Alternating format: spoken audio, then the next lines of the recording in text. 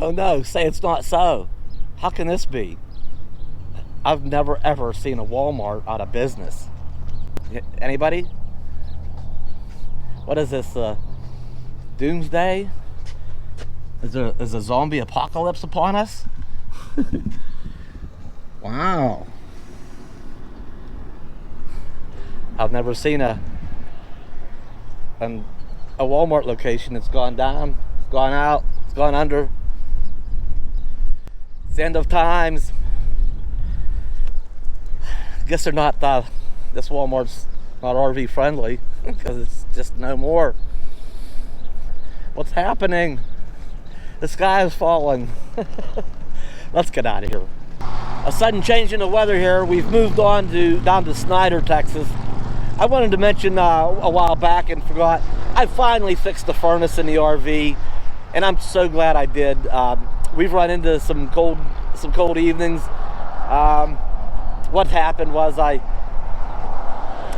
while back I bought a second Mr. Buddy heater in thoughts of I'll put one of them up front, towards the front, one towards the back, run them both on low. It keeps the bounder pretty comfortable.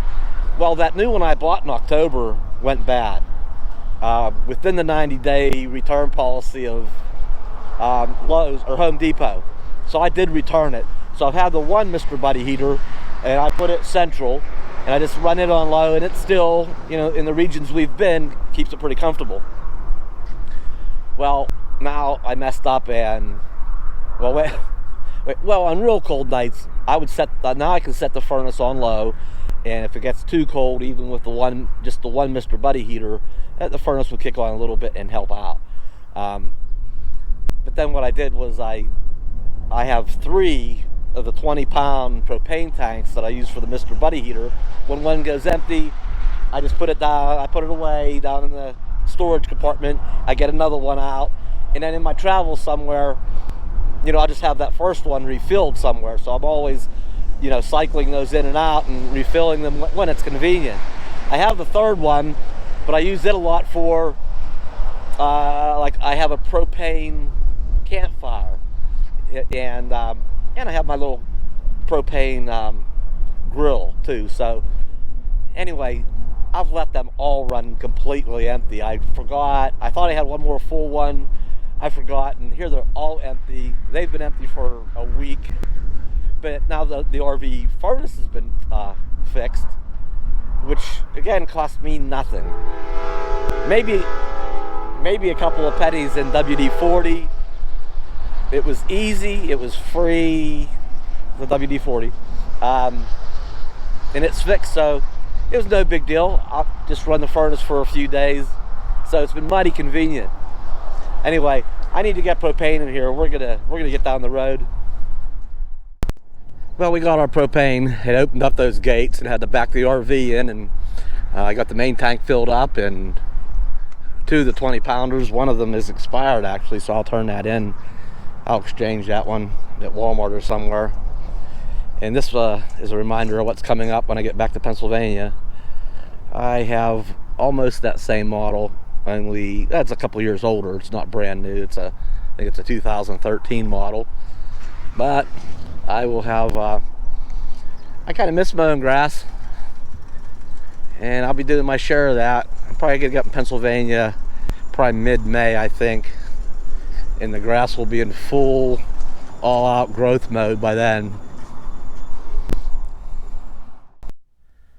So I think what we're going to do today is actually put some miles in. It's only going to go up to like 53 degrees today, and it's overcast and a little bit windy. So not particularly a nice day to be out doing things. So we might take advantage of this yucky weather and actually get some miles in. We are in Snyder, Texas. So I'm probably going to go down south, just not too far, and hit Interstate 20 in Sweetwater, Texas, and we're going to take the interstate for a while, and go over through Abilene, Fort Worth, and over towards Tyler or Longview, Texas. So that's the direction we're headed. Then we won't be far from Louisiana, Mississippi, Alabama, Georgia, Florida. We're there. Come on, Bella.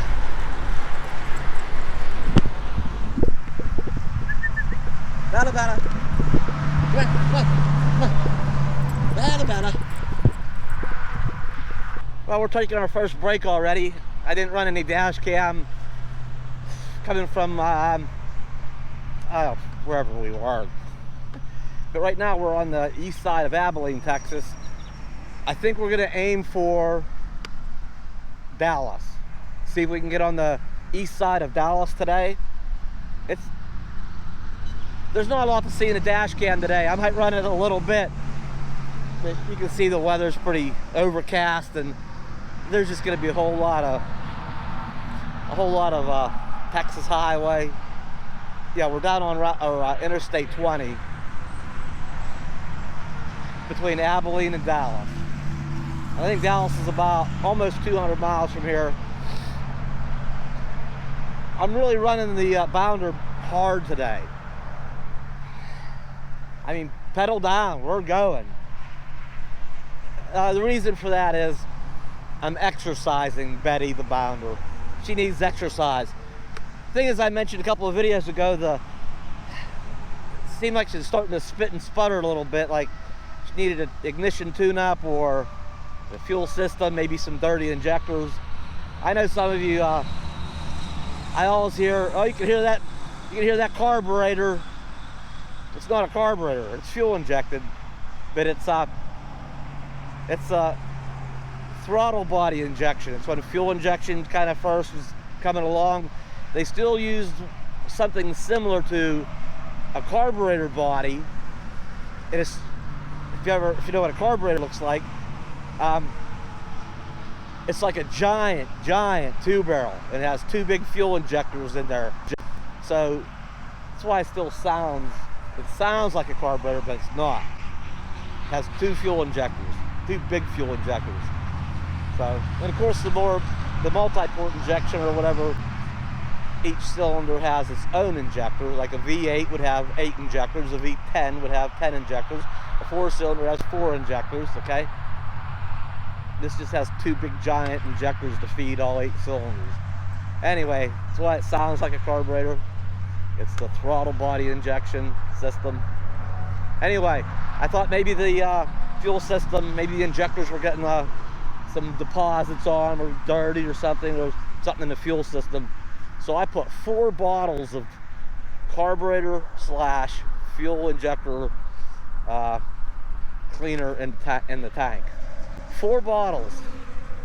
Well, each bottle treats up to 21 gallons. It's an 85-gallon fuel tank, so works out pretty close, doesn't it? So that's it. We've got a full tank, 4 bottles of cleaner in it, and I'm running it hard. I'm gonna blow the snot out of her. We've only gone 50 or 60 miles maybe so far. Running her hard, running with the traffic. Not a lot of people are passing us, a few, but we're going. And it seems to be clearing up. I don't know, we took a break here, and about a half an hour or so it's cooled down a little bit. I'll know when I pull back out and get going again whether it seems to be helping or not. I mean, at highway speeds, it seemed like it was smoothing out, so hopefully that was it. Maybe have dirty injectors. I don't know. But I think Bella's done with her break. Bella. You know what? Bella is liking this green grass a whole lot. It's nice and soft on her paws. The pads on her paws will, now that we're out of the desert, the pads on her paws will start getting all nice and soft again. Yeah, she definitely likes the soft grass. That being out in the desert, her pads get like just kind of like rough hands do for somebody that uses their hands a lot. They get calloused up, they get tougher. Now they'll get softer again. What do you think, girl? You ready to hit the road? You ready to get going again? Are you ready? Come on, ready? Let's go.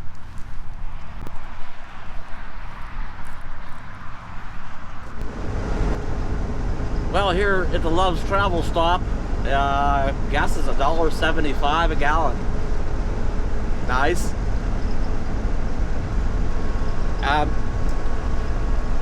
It didn't help. When we started out cold, it was still running, still spitting and sputtering. Now that it's warmed up, really warmed up again, it's nice and steady, but when it cools off, it spits and sputters for a while, so it's probably time for a ignition tune-up. New cap, rotor, plugs and wires. I don't know, it's been 16 or 18,000 miles. Last time I was in Tennessee, I think I did it. And these old school engines need tuned up more frequently than the newer modern engines, so that'll probably do it. You know, $100 for everything. It's not too bad, roughly. Less than. Anyway, here's why it's not a good day for dash cam footage. Okay, it's all gloomy and dreary. These are the things you don't usually bother recording. You know, it's always a nice scenic blue skies, not this gloomy stuff. But yeah, we're gonna be on the road for a while. Yeah, look at all the green grass. It's kind of nice to see.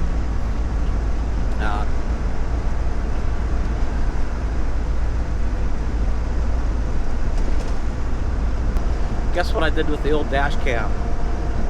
I don't know how useful it's going to be. Actually, it might be useful in some situations. I put it on the side window facing out Bella's side. I got the old dash cam up there.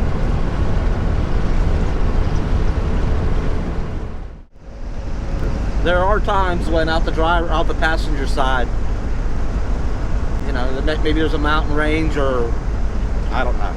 At different times there's stuff out the window. You know, I can't record that while I'm driving. So maybe I'll insert a shot in here. Anyway, we have about, I think, 202 miles to go. And what I noticed in this part of Texas, those nice free RV parts, municipal parts, they are they're not, there's none. They're gone. That seemed all in mostly in northwest Texas. Now I'm down here getting in central to eastern Texas. I looked ahead in various routes, and they're not free anymore. They still exist, but there's a couple that are only, but they start charging, you know, some are $5 to $10, one was $32 to $40, and the prices are all over the place. But I'll have to get a little more creative now that we're down this way. But I don't know, over in Louisiana and Mississippi and everything, things might change. It's just what's going on in Texas right now.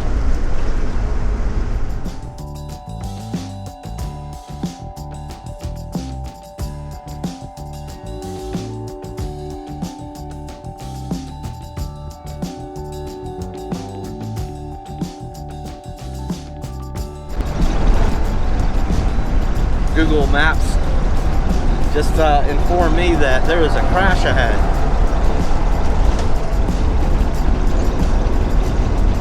See what happens.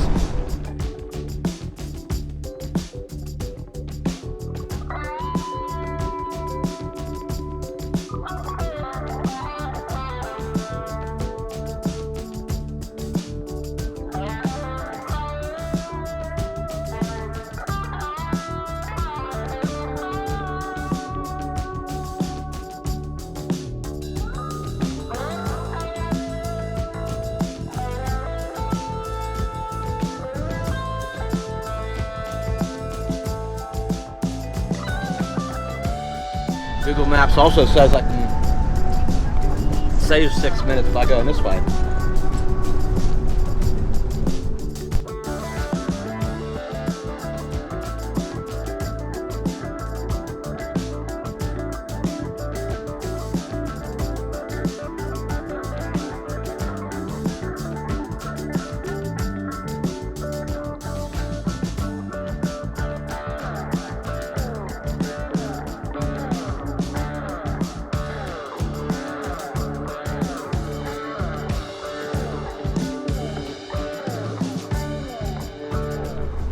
Meanwhile, in an instant, I've been driving for an hour, and we're going to stop here at Love's Travel Center and get gasoline for $1.72.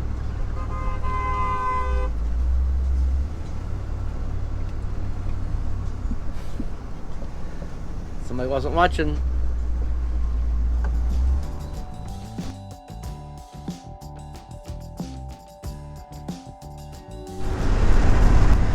I think the problem is getting worse.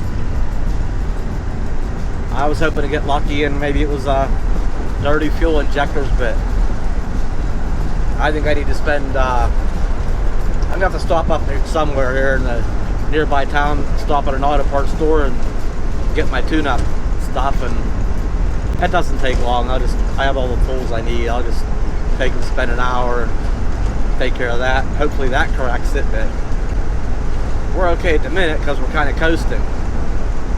But under power, when I go up the steeper grades and I have my foot in the gas, it's spitting and sputtering and cutting out.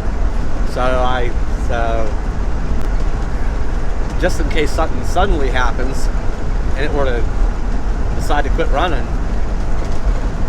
I better make sure I spend more time in the right-hand lane so I can pull over, hopefully safely pull over on the berm or get off an exit or whatever. But yeah, who knows, I might get stuck in the Fort Worth, Dallas area doing this. So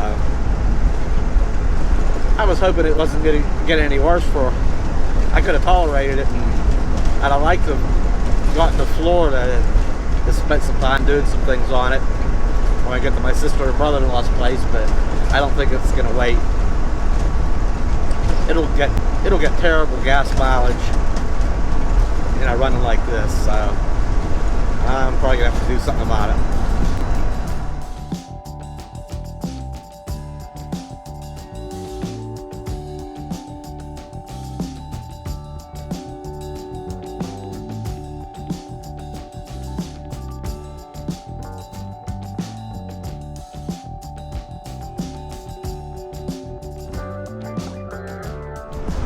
I set a target today of getting east of Dallas. From where we were, was about 3.5 hour of driving. We're down to 22 minutes. So the bounder's running okay for the moment.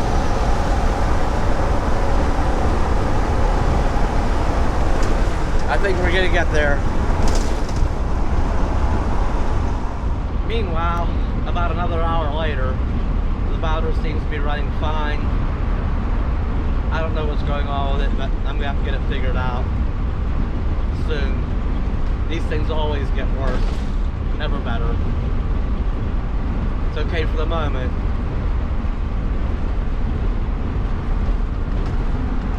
I don't hear any sputtering. I'll go uphill.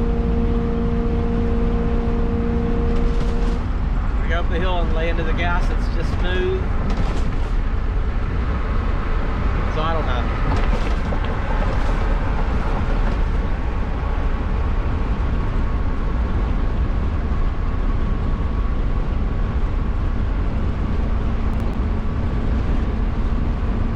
Anyway, I'll get it figured out. We'll be back soon. I'll see you next time.